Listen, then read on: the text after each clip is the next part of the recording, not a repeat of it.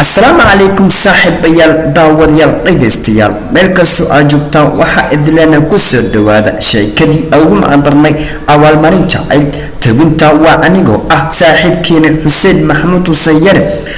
qoraaga aan ka soo xiganay sheekadani waxa lagu magacaabaa Cabdirasaaq Maxamuud Yuusuf sheekadani guud ahaan waa sheekadii koowaad hada aynu kala dhignano waa qaybta saddexaad idin soo bandhigo sheekadani mar waa sheeko u dhaxaysa hiloole iyo dool marna waa sheeko u dhaxaysa dool iyo raage waxa idin leeyahay ka faa'iideysi haboon doolba inankii ku tidhi iyadoo wejigeeda xishood badan ka muuqda hase yeeshee hoos ahaan xiisaynaysa inuu wiilkani sheekada la sii wado barasho wanaagsan magaceegu waa dool abbayo anigana magaceegu waa hiloole meel aan u socday ayaad idina u socotaan waa isla doorasho ilaahay ma isku darsanaa inankii baa yidhi oo maxaa ku jaban bay tidhi dool inikan baskan wada raaceenay intay dhankii baska u wada dhaqaaqeen markii baabuurkii la fuulay ayaa Jamiila oo ishay kari weyday ku tidhi dool naaya isbarashada maalawadiina bay kooban tahay maad wiilka iskay bartid barasho wanaagsan wiilkan magaciisa waxaa la yiraahdaa hiloole waxaan rajaynayaa in aynu noqon doono laba qof oo aad isu xiriiriya isuna qadariya dool oo hiloole saaxiibteeda baraysa baa tidhi Jamiila iyana way isbartay hiloole walaal aad baan u faraxsanahay aawa isbarashadeena hiloole oo farxad u muujinaysa baydi aniga qudeyda kula mid baan ahay dool oo hadalkiisa u dhagtaagaysa baa ugu jawaabtay dool waxay ku ballameen shalay saaxiibteeda Jamiila markay joogeen dugsiga sare Maxamuud Axmed Al oo ka soo wada baxeen in ay tiyaatarka qaranka isku raacaan wada daawadan riwaayadii maalmahaasi dhagaheedu raadinayaan Jamiila barigii ay yareed aad bay u xiisay jirtay heesaha iyo riwaayadaha mararka qaarkood waxay habeenkii gali jirtay shaleemo Soomaali laakiinse waqtiga dambe waalidkeed baa u diiday sidaa darteed way iska dhaaftay balse saaxiibteeda dool bay ku xishmaynaysaa raacideeda inta isdhaafsideen eryo maamacaan lagu guda jiray lama dareemi habaarihii basku jarayay waxayna hal mar Jamiila maqashay krishboogi dadka baska saarnaa ku leh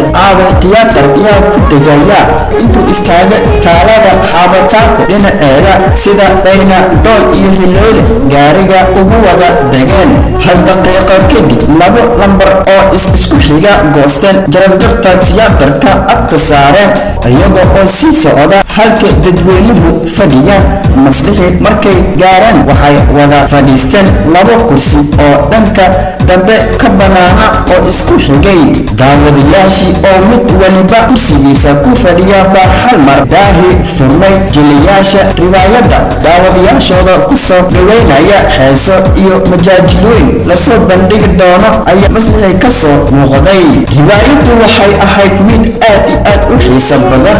dool iyadu marna waxay eegaysay hiloole marna hoblada heesaya mar badan bay intay jilboota istiri magasha ciyaartan hiloole ayaa se dejinayay asagoo isleh ameynin kale ka raacdaa dool waxay ahayd yaraanteeda qof aad ku fiican ciyaarta qobka ciyaarka iyo dhaantada luusiga meel ka dhawaaqaya markay ay maqasho xubnaheeda qaar baa dhaqdhaqaaqaya caddeedana wayba istaagaysay riwaayad inta ay socotay dool iyo hiloole waxay aad ula dhacsanaayeen kulankooda cusub ee farxadda ku bilowday balse xagee ku dambeyn doona waa su'aal taagane waxay riwaayaddu socotayba heeso iyo dhaantooyin la yaab leh lasoo bandhigaba waxay gaartay gunti iyo gunaanadii riwaayadii baa dhammaatay daahii baa hal mar la soo rogay dadkii way ka soo dareereen tiyaatarka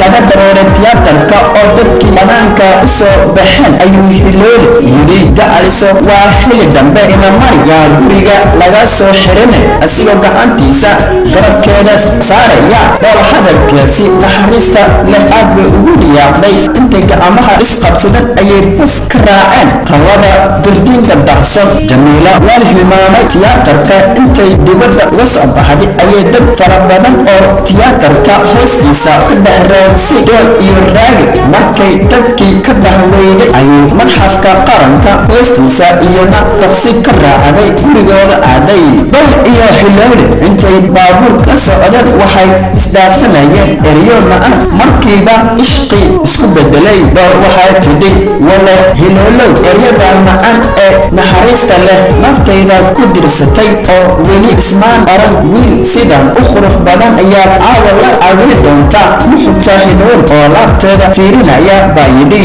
markii bas laga wada degay in yar lasii dhaweeyey dhool waxay ku heshiiyeen in halkaasi xirid laga sii wado jimcaha dambe soo wajahan la kulmo sidii bana lagu kala hoyiday habeenkii midba midka kale wuxuu ku lahaa jaw baybay ismaan dhaafna cabaayo isna caboobe wuxuu ahaa habeenkaasi habeenada kale ka duwan ka xodan badan roob miro ahi dhacay oo dhulku usti kana caaway ilixii biyuhu si aan kala joogsi lahayn isku qulqulayaan neecaw qaboob dhacayso wuxuu ahaa habeen jawigu aad u macaan jacaylkani xiloole oo ku beerinayo gabadhi talo xaggii ku dambayn doonaa jacaylkani